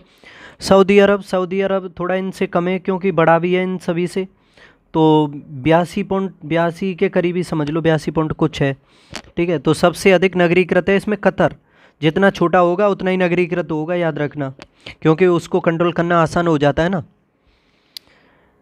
नेक्स्ट देखो, 90 डिग्री पूर्वी कटक अवस्थित है। कहाँ पर है ये 90 डिग्री जो है पूर्वी कटक? देखो भारत से तो आगे ही होगी, समझ सकते हो, प्रशांत महासागर में ही पड़ेगी फिर तो। पूर्वी कटक है तो कहाँ पर पड़ेगी? नहीं नहीं सॉरी, आगे कैसे होगी? 82 डिग्री तो इलाहाबाद में है। इलाहाबाद से आगे चलोगे आप तो तकरीबन भारत का जो है देशांतरीय विस्तार देखा जाए तो भारत का जो पूर्वी देशांतरीय विस्तार है वो तकरीबन 68 डिग्री 7 मिनट से लेकर के 97 डिग्री 25 मिनट तक है। तो इसी के अंतर्गत ही होगी ना, तो भारत से पहले ही होगी, भारत से ही होकर के जाएगी। या 90 कटक जो है पूर्वी कटक, तो ये हिंद महासागर से होकर के ही जाएगी। यानी जो प्रशांत महासागर चलेगा, नक्शा में देखा होगा, मैप में देखा होगा आपने, तो भारत से आगे ही निकलेगा ना म्यांमार को पार करने के बाद। ठीक है, और जो देशांतरीय विस्तार भी ये बता दिया मैंने, अब अक्षांशीय विस्तार भी याद कर लेना चाहिए। अक्षांशीय विस्तार है भारत का 8 डिग्री 4 मिनट से लेकर 37 डिग्री 6 मिनट तक है। ये उत्तरी अक्षांश में पड़ता है और पूर्वी देशांतर में पड़ता है, इन दोनों को याद कर लेना। और तकरीबन अंतर भी देखा जाए तो भारत का तकरीबन 30 के आसपास ही पड़ता है, अक्षांशीय और पूर्व देशांतरीय विस्तार 30 डिग्री के आसपास ही है मोटे रूप से। नेक्स्ट देखो, अब सूची फर्स्ट का सेकंड से मिलान करना है। एक साइड में ज्वालामुखियों के नाम दिए हुए हैं और एक साइड में उससे संबंधित देश या द्वीप से संबंधित हैं, जो वो जगह के बारे में दिया हुआ है। एटना ज्वालामुखी कहाँ पर है? देखो ये एटना और वेसुवियस वैसे तो दोनों इटली देश से ही संबंधित हैं, लेकिन ज़्यादा क्लोज दिया हुआ है तो एटना को आप कर सकते हो सिसिली। एटना कहाँ पर है? सिसिली द्वीप पर। वैसे तो ये इटली में ही पड़ता है। और वेसुवियस ये इटली से है डायरेक्ट। और येरिवस ये भी काफ़ी इंपॉर्टेंट हो जाता है। येरिवस किससे संबंधित है? ये रोस द्वीप से संबंधित है। जो भारत का रोस द्वीप है उसको बोस द्वीप नाम कर दिया गया है, तो उसी से संबंधित है। और कोटोपेक्सी ये इक्वाडोर से संबंधित है। किससे? इक्वाडोर से। और इसका सही जवाब अब क्या हो जाएगा? 4 3 1 2। तो ऑप्शन बी सही है इसका, 4 3 1 2। नेक्स्ट देखो, निम्नलिखित में कौन एक सही सुमेलित नहीं है? हेमाइट युगांडा, सकाई Sudan, Semite Malaysia, bushman Botswana. तो बताओ कौन सा सही है? अब ये एक साइड में जनजाति दी हुई है और ये देश से संबंधित नहीं है, वो बताना है। वो सही जो मिलान है वो बताना है। बुशमैन जनजाति कहाँ रहती है? तो देखो ये तो काफ़ी पढ़ी होगी आपने, ये बोत्सवाना में रहती है। कालाहारी मरुस्थल भी बोत्सवाना से ही संबंधित है। ठीक है, तो समझ सकते हो इसका जवाब तो ऑप्शन डी हो जाएगा। ठीक है, ये सेमाइट बता सकते हो कोई? मुझे तो पता नहीं है, आप बता दो।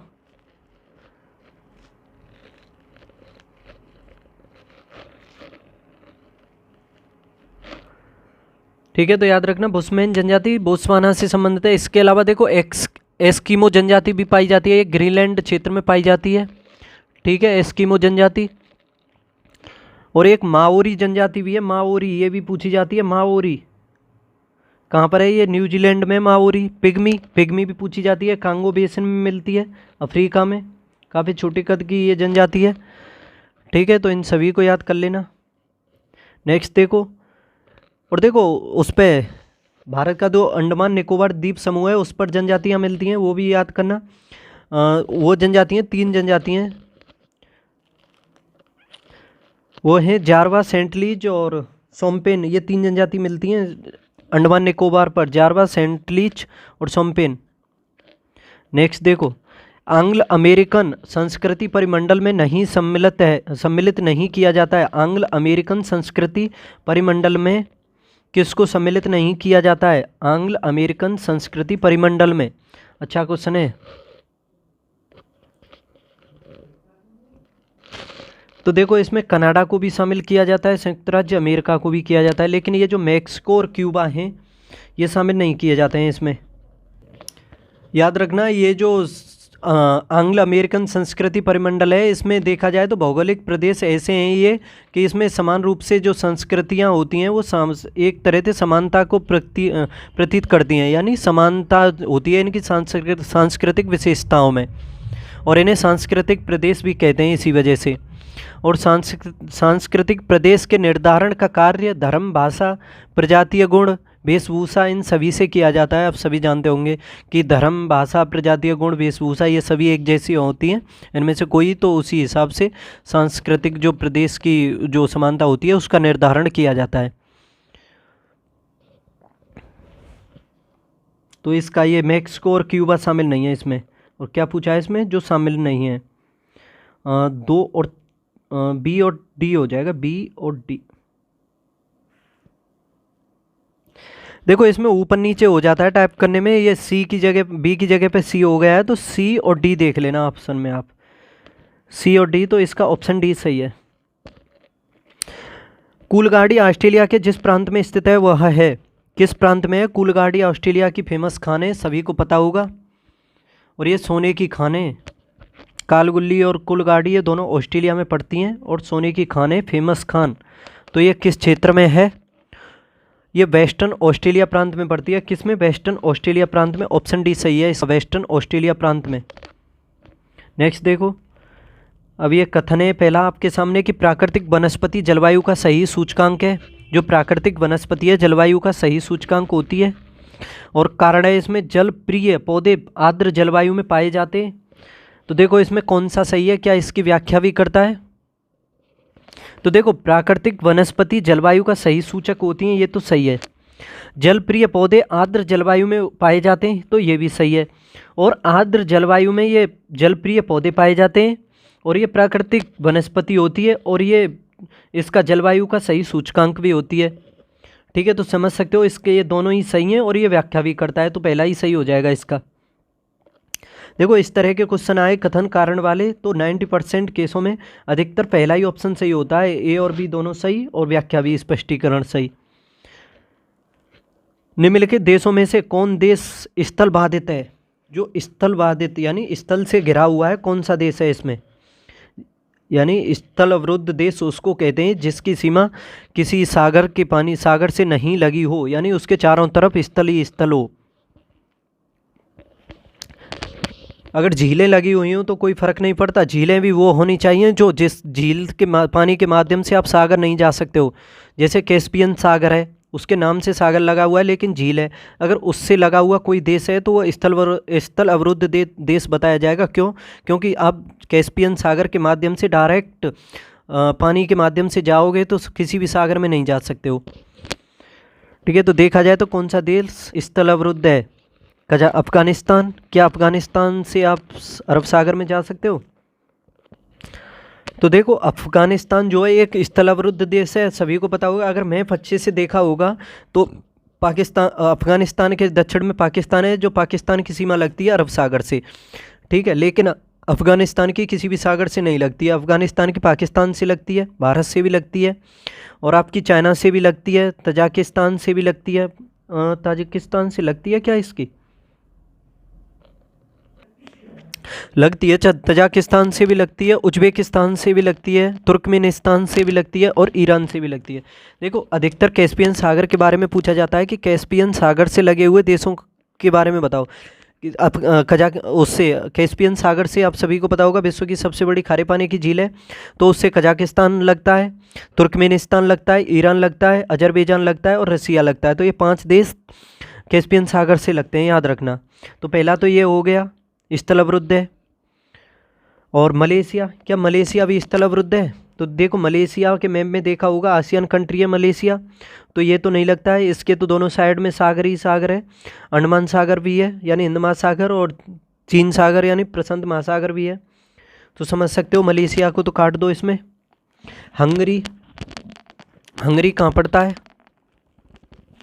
तो देखो हंगरी ये यूरोप का देश है, ये भी स्थल अवरुद्ध है यानी छोटा सा देश है। जैसे ऑस्ट्रिया और ये क्रोएशिया, यूगोस्लोवाकिया, ये जो देश हैं उन सभी से, यूक्रेन से भी लगती है इसकी सीमा, तो ये स्थल अवरुद्ध हो जाएगा। स्विट्जरलैंड, स्विट्जरलैंड भी स्थल अवरुद्ध है, स्विट्जरलैंड भी स्थल अवरुद्ध देश ही है। हाँ स्विट्जरलैंड भी स्थल अवरुद्ध है, यूरोप का ही है। ठीक है, जैसे फ्रांस से, इटली वगैरह इन देशों से इसकी सीमा लगती है।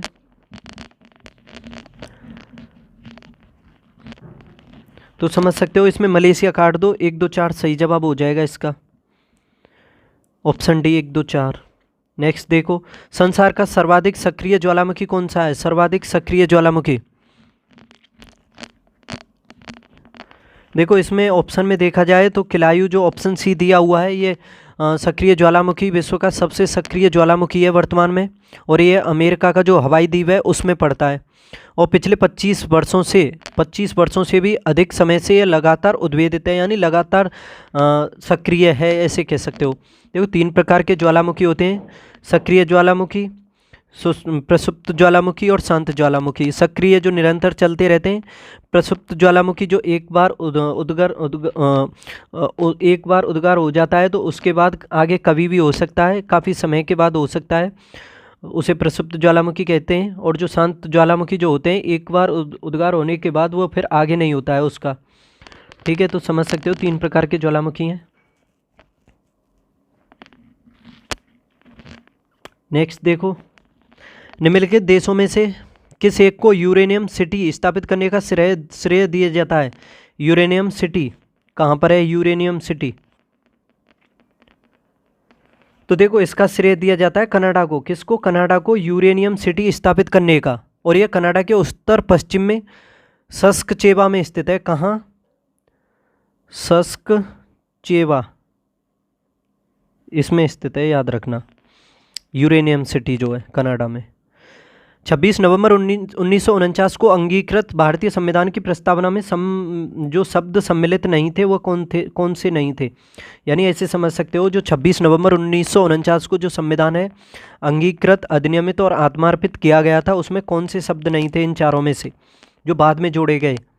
तो देखो, समाजवाद, पंथनिरपेक्ष, अखंडता, इन तीनों शब्दों के बारे में तो सभी ने पढ़ा होगा। ये जोड़े गए थे 42वें संविधान संशोधन से जो 1976 में हुआ था। ठीक है, ना तो ये था ना ये था, पंथनिरपेक्ष ये भी नहीं था। समाजवाद, पंथनिरपेक्ष और अखंडता को 42वें संविधान संशोधन के द्वारा जोड़ा गया था, याद रखना। और ये जो है गणराज्य, ये तो था। तो इसका सही जवाब क्या हो जाएगा? 1 2 3, ऑप्शन ए 1 2 3। नेक्स्ट देखते हैं, संविधान के प्रथम अनुच्छेद के अनुसार भारत है। संविधान के प्रथम अनुच्छेद के अनुसार भारत है राज्यों का समूह, राज्यों का फेडरेशन, राज्यों का कन्फेडरेशन, राज्यों का यूनियन। क्या है भारत?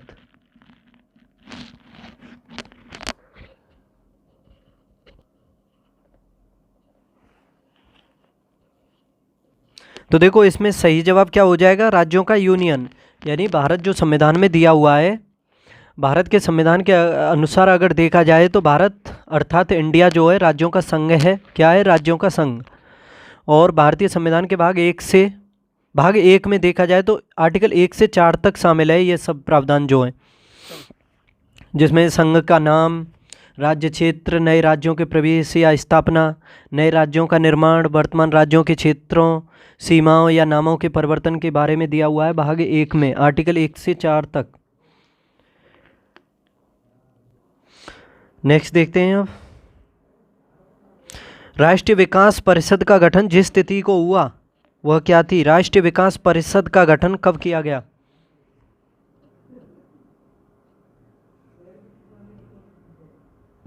तो देखो, राष्ट्रीय विकास परिषद का गठन किया गया था कब? 6 अगस्त 1952 को। कब? 6 अगस्त 1952 को किया गया था। और ये एक गैर संवैधानिक निकाय है। क्या है? गैर संवैधानिक। याद रखना, इसका संविधान में कहीं भी कोई उल्लेख नहीं है।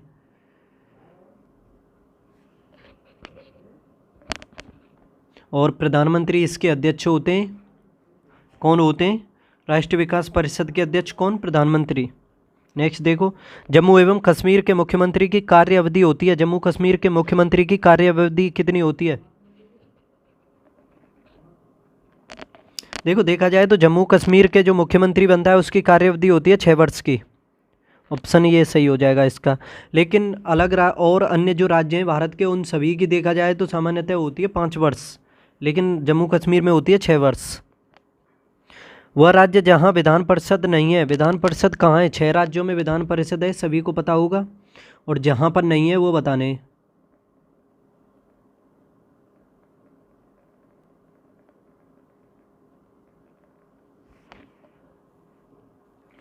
6 राज्यों के बारे में बताऊं आपको कि एक तो है यूपी, एक है बिहार, एक है बंगाल, एक है असम, एक है आपका मद्रास, नहीं मद्रास वो तो पहले था, नहीं सॉरी ये तो उस टाइम थे जब वो प्रांतीय सरकार जो बनी थी उस टाइम।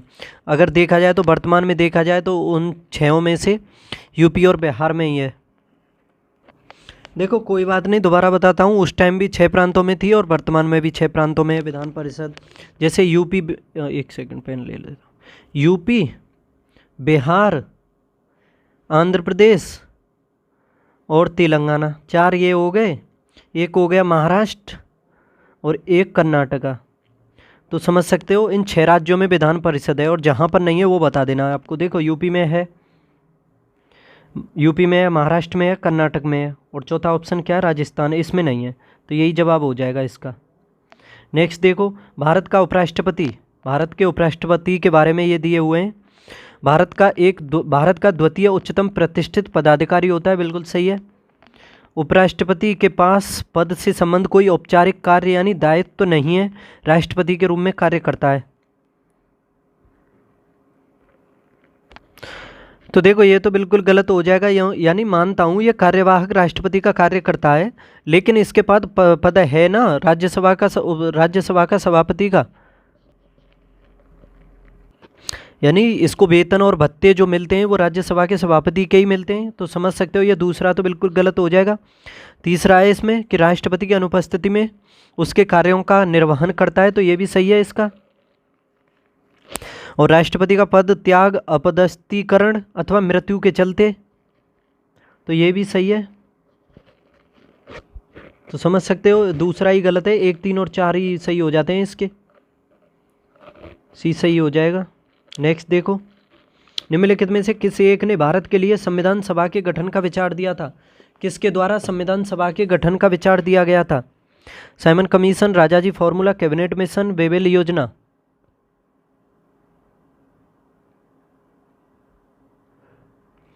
तो देखो इसका सही जवाब क्या हो जाएगा? कैबिनेट मिशन योजना जो आई थी, इसी के द्वारा भारत में देखा जाए तो संविधान सभा के गठन का विचार दिया गया था।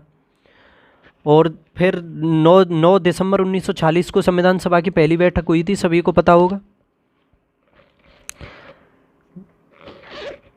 और 24 नवंबर 1949 तक चली थी ये बैठकें, और इसी टाइम में संविधान का निर्माण भी हुआ था, 2 साल 11 महीने 18 दिनों में। नेक्स्ट देखो, अब हाल के वर्षों में संघीय सरकार के बजट में व्यय का सबसे बड़ा मद क्या है? संघीय सरकार के बजट में देखा जाए तो व्यय का सबसे बड़ा मद क्या है? रक्षा, बड़े उपदान, ब्याज की अदायगी या पूंजी व्यय? अच्छा क्वेश्चन है काफी।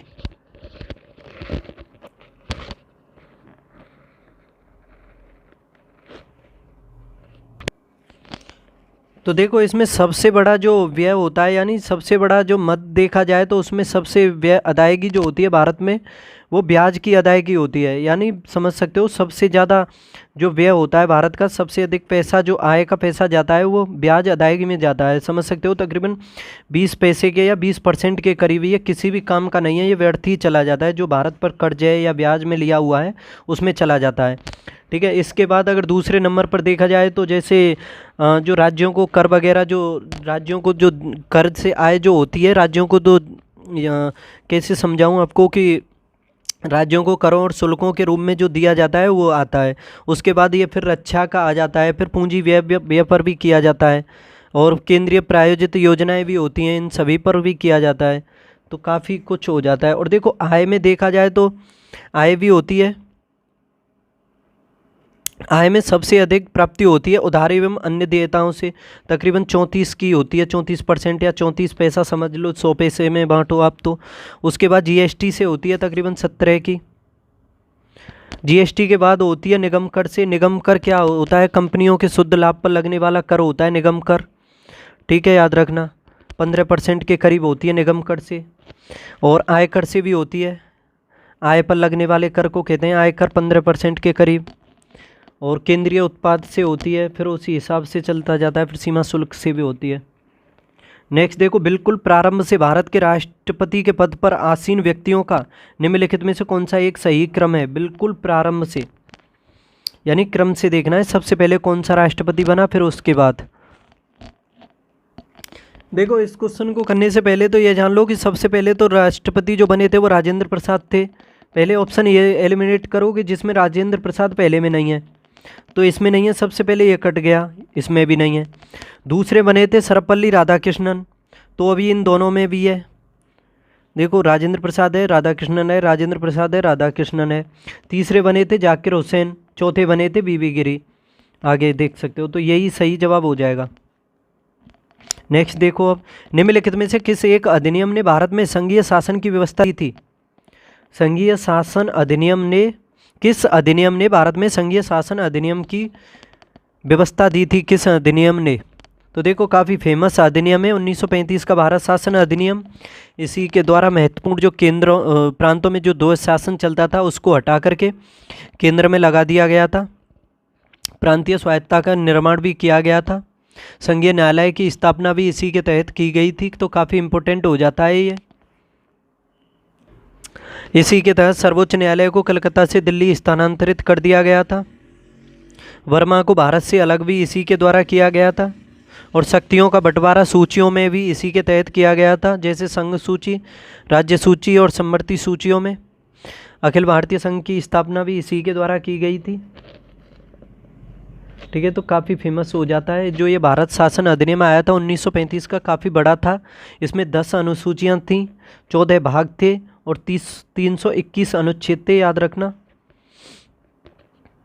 और देखो, 70% जो भारतीय संविधान है वो इसी से लिया गया है, ये भी इम्पोर्टेंट है। नेक्स्ट देखो, निम्नलिखित में कौन सा मूल अधिकार विदेशी नागरिकों को प्राप्त नहीं है? कौन सा अधिकार है इन चारों में, मूल अधिकारों में, जो विदेशी नागरिकों के लिए नहीं है? देखो, याद रखना, विदेशी नागरिकों को जो प्राप्त अधिकार हैं 14 है एक तो, और फिर 14 से डायरेक्ट देखना 20 से फिर 28 तक क्रम से जाना।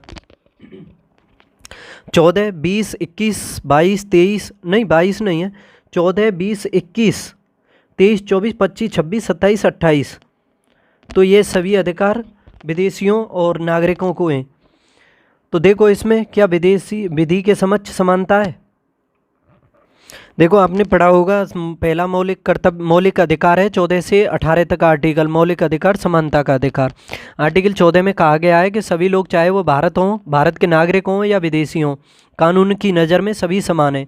देखो, इसमें कुछ अपवाद भी हैं, जैसे आर्टिकल 361 के बारे में पढ़ा हो तो 361 के तहत राष्ट्रपति और राज्यपाल जो है उनको अलग संरक्षण है।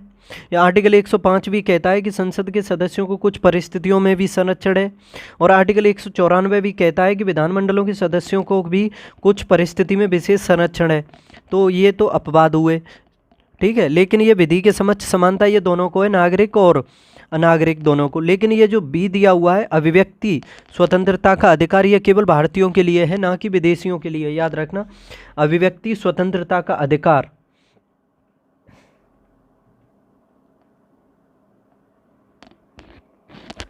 और ये प्राण एवं दैहिक स्वतंत्रता ये दोनों को है, और शोषण के विरुद्ध अधिकार भी। तो आर्टिकल इसका बी हो जाएगा। ये अभिव्यक्ति और स्वतंत्रता का अधिकार जो है, ये आर्टिकल 19 से लेकर के 22 के अंतर्गत जो स्वतंत्रता का अधिकार है उसी के अंतर्गत आता है। और इसमें भारत के सभी नागरिकों को विचार व्यक्त करने की स्वतंत्रता दी गई है 19(1) में। और विचार व्यक्त करने में आते हैं जैसे भाषण देना, अपने तथा अन्य व्यक्तियों को प्रचारित करना, जानने का अधिकार, प्रेस की स्वतंत्रता, ये सभी आते हैं इसी में। नेक्स्ट देखते हैं अब, कथन है भारतीय संविधान अर्ध संघात्मक है, और कारण है भारतीय संविधान ना तो संघात्मक है और ना ही एकात्मक। तो कौन सा सही लग रहा है आपको इसमें? देखो, ये दोनों ही सही हो जाते हैं। क्योंकि इसमें देखा जाए तो भारतीय संविधान अर्ध संघात्मक भी है और भारतीय संविधान ना तो संघात्मक है और ना ही एकात्मक। देखो इन दोनों के बारे में देखा जाए तो प्रकृति में देखा जाए तो संघात्मक है या एकात्मक, इसके बारे में विद्वानों में मतभेद हैं। कुछ विद्वान तो इसे संघात्मक संविधान की संज्ञा देते हैं, जबकि कुछ इसे एकात्मक संविधान कहते हैं। लेकिन दोनों से ही यह काफ़ी समझ सकते हो कि वास्तविक स्थिति यह है कि भारत का संविधान ना तो पूर्णतः एकात्मक है और ना ही यह संघात्मक है, बल्कि देखा जाए तो एकात्मक और संघात्मक दोनों संविधानों के तत्व इसमें विद्यमान में। लेकिन आप इसे मुख्यतः अर्धसंघीय संविधान कह सकते हो, यानी अधिकतर आप इसे सर्वाधिक मत यही प्रचलित होगा कि भारतीय जो संविधान है वो अर्धसंघात्मक है। इसी वजह से पहला जो कथन है वो सही हो जाता है। और दूसरा कारण है भारतीय संविधान ना तो संघात्मक है और ना ही एकात्मक, तो इसी वजह से इसकी व्याख्या भी करता है। तो ऑप्शन ए सही हो जाएगा इसका, दोनों सही हैं और व्याख्या भी करता है। भारतीय संविधान के निम्नलिखित में से कौन से प्रावधान शिक्षा पर हैं, शिक्षा पर प्रकाश डालते हैं? देखो राज्य के नीति निर्देशक तत्व। देखो सबसे पहले तो मैं आपको राज्य के नीति निर्देशक तत्वों के बारे में बताऊं कि जैसे आर्टिकल पढ़ा होगा आपने 41, आर्टिकल 41 कहता है कि आर्थिक सामर्थ्य के भीतर कार्य करने के अवसर, शिक्षा एवं बुढ़ापे और बीमारी में सहायता प्राप्त करना राज्य का कर्तव्य होगा। तो आर्टिकल 101 तो 41 कहता है राज्य के नीति निर्देशक तत्वों में। एक आर्टिकल और है, एक और है 45, उसके बारे में पढ़ा हो तो आर्टिकल 45 भी कहता है कि जैसे शिक्षा का प्रावधान है उसमें 6 वर्ष से 14 वर्ष तक की आयु के बच्चों के लिए, जिसको जोड़ा गया है 86वें संविधान संशोधन के द्वारा जो 2002 में हुआ था, 6 वर्ष तक के बच्चों के लिए उसमें शिक्षा का प्रावधान कर दिया गया है राज्य का कर्तव्य। ठीक है, और एक और आर्टिकल है 46, आर्टिकल 46 में कहा गया है अनुसूचित जाति और अनुसूचित जनजातियों और दुर्बल वर्गों की शिक्षा के बारे में। ठीक है, तो ये राज्य के नीति निर्देशक तत्व तो ये शिक्षा से संबंधित हैं, ये तो सही हो जाता है। ग्रामीण और शहरी स्थानीय निकाय, ये ग्रामीण और शहरी स्थानीय निकायों के बारे में भी बताऊं आप सभी को कि जैसे वो अनुसूची 11वीं, उसमें भी प्राथमिक और माध्यमिक शिक्षा का प्रावधान है विद्यालयों के बारे में, और 12वीं अनुसूची में भी आपने पढ़ा होगा, उसमें भी शिक्षा के बारे में है। जैसे अनुसूची समवर्ती सूची में भी दिया हुआ है शिक्षा के बारे में, तो समझ सकते हो इसमें, ये तो दोनों सही हो जाते हैं। कि जैसे देखो 1 और 2 तो हो गया, लेकिन अनुसूचियों के बारे में पढ़ा हो तो आपने 7वीं अनुसूची में दिया हुआ है समवर्ती सूची, संघ सूची और राज्य सूची के बारे में। देखो एक 42वां संविधान संशोधन हुआ था, आपको याद करने के लिए बता रहा हूँ। 42वां संविधान संशोधन हुआ था 1976 में। उसके द्वारा 5 विषय जोड़े गए थे जो समवर्ती सूची में जोड़े गए थे राज्य सूची से निकाल करके, जैसे फॉरेस्ट, एजुकेशन, तोल तथा माप, वन्यजीव संरक्षण, जनसंख्या नियंत्रण एवं परिवार नियोजन। तो इसमें एजुकेशन आया, तो समझ सकते हो कि 7वीं अनुसूची में समवर्ती सूची के अंतर्गत शिक्षा का प्रावधान है, तो यह 7वां हो जाता है। लेकिन ये जो 6ठी और 5वीं अनुसूची हैं, इनका शिक्षा से कोई महत्व नहीं है, क्योंकि ये जो 5वीं अनुसूची है ना, ये किसका प्रावधान करती है? इसमें अनुसूचित जाति और अनुसूचित जनजाति क्षेत्रों के नियंत्रण और प्रशासन के बारे में है, ये तो गलत हो जाती है। और 6ठी अनुसूची भी है, 6ठी अनुसूची जो 4 राज्य हैं, असम, मेघालय, त्रिपुरा और मिजोरम, जो 4 उत्तर पूर्वी राज्य हैं, असम, मेघालय, त्रिपुरा और मिजोरम, उसके प्रशासन के लिए विशेष प्रावधान करती है ये जो 6ठी अनुसूची है। तो समझ सकते हो 1, 2 और 5 ये सही जवाब हो जाएंगे, 1, 2 और 5 ऑप्शन सी। नेक्स्ट देखो अब, तो इतने ही क्वेश्चन हैं आज की क्लास में। कैसे लगे दोस्तों सभी क्वेश्चन बताइए कमेंट बॉक्स में, और 1-2 दिन में मैं ये क्लास लेकर के आऊँगा करंट अफेयर्स की, जो मैंने बताया था आप सभी को। दृष्टि घटना चक्र करंट अफेयर्स की, ये जो है इसे देखना ना भूलना। करंट अफेयर्स आपका 2024 में जितने भी एग्जाम होंगे इससे बाहर नहीं जाएगा, याद रखना। तो PCS और ARO के लिए ये रामबाण होगी ये क्लास जो होगी, और इसमें सभी क्वेश्चंस रखूँगा, कंप्लीट बुक को करूँगा मैं इसमें। और प्रैक्टिस सेट के बारे में बताओ, इसके बारे में जो आज मैंने किया आपके सामने कैसा लगा, कैसे क्वेश्चन लगे, क्या कुछ समझ में आया, इसी तरह से लाऊँगा और आगे मिलेंगे फिर। लाइक शेयर कर दो, चैनल को सब्सक्राइब कर लो अगर नहीं किया है तो। मिलते हैं फिर अब इसमें दृष्टि करंट अफेयर्स की क्लास में, तब तक पढ़ते रहो, बाय।